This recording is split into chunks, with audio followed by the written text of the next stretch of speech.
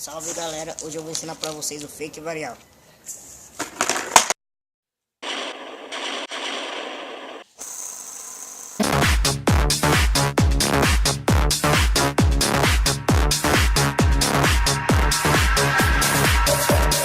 Então galera, o fake varial é assim, ó. É basicamente igual o varial que tem aí no canal, só que você vai estar andando de fake. Então você vai vir andando de fake, vai bater um varial e vai continuar de fake. É isso aí, a posição dos pés é essa daqui, ó. Eu coloco ele meio que quase cavando aqui, ó, diagonal. Isso daqui também diagonal aqui, ó. Essa é a minha base. Daí eu faço o quê? Vocês vão bater aqui, puxando pra cá, pra ele poder fazer o giro e vocês caem em cima e continuar. Então esse pé aqui, ó, vocês não vão quase fazer nada. Você só vai levantar pra pular. Esse daqui, vocês vão fazer todo o trabalho. É de bater pro skate girar. E igual varial, vocês vão ter que pular pra frente, né? Só que não só pra frente.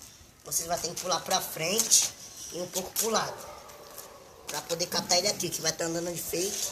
Vai ter que pular, não só pra frente, mas pro lado. Pra pular aqui, pra captar ele e continuar andando. Então é isso aí, ó. Ó, pra você que tá começando, só deixar ele aqui na ponta e o quê? Só jogar. Pra pegar ele e continuar andando.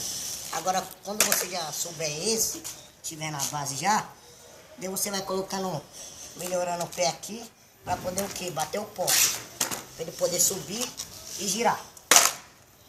Então é isso aí, agora confere aí os fake varial que eu vou mandar. É isso aí.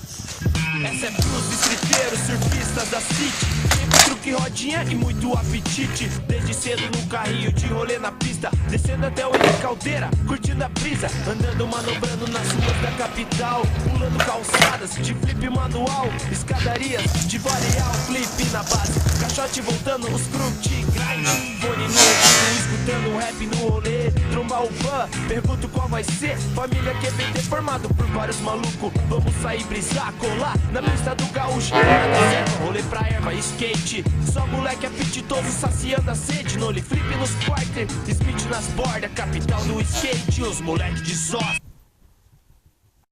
É isso aí galera, esse foi o tutorial do fake varial.